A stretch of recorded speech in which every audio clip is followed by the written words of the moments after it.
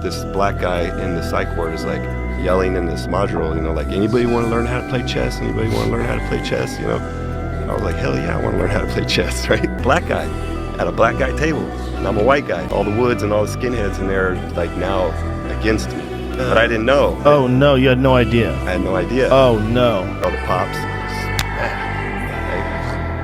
Now we're fighting. Wow. You know, so clean this kid up. Now they moved me to another module. So now this kid put a kite out, like, oh, we gotta get this guy.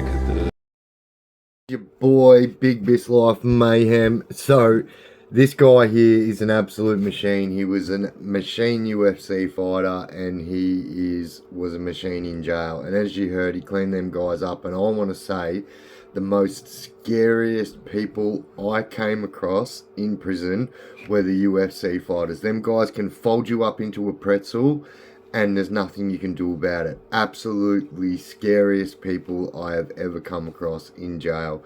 So this one guy, I met him at the end of my sentence. Well, I actually met him at the start, didn't really meet him, but then like got to know him at the end of my sentence. And it was really weird because I had a fight with his friend, and I absolutely schooled his friend up, and he had a bit of a grudge against me because of that, you know.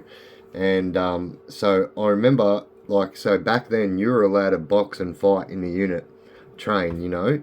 And so back then you were also allowed to grapple in the unit until they banned it and realised how dangerous it was. So I seen this guy teaching people grapple and that, and I thought, I literally, until that time, fancied myself as a good wrestler, whatever. And I'm telling you now, this guy goes, start on your knees, and I was like, start on my knees? What are you talking about, bro? And so anyway, I start on my knees, and I'm telling you, this guy grabbed me like at my shoulders first and pulled me into him, and then grabbed my arm and pulled it up that way like that, and then like continued to somehow pull my arm around and choke me with it. And it was like momentarily, in seconds, and I was like, whoa, that was, at that moment then I was like, whoa, this guy, you got to be careful, because he was actually massive too. And so what actually happened was he actually tooled one of my mates right up, yeah? And then I knew at this time the only thing I could do was go get Excalibur and get him that way, which is exactly what I was going to do.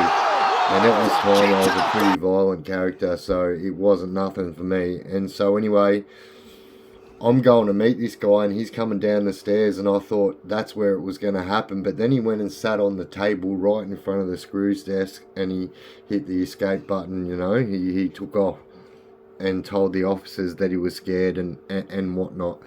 And then I had nearly been locked up for, oh God, 8.5 years. And so I'd just been granted parole. It was the day I was going home, and this guy had only just came back to the unit, and I don't even know how they let him back there actually after he took off, but they did.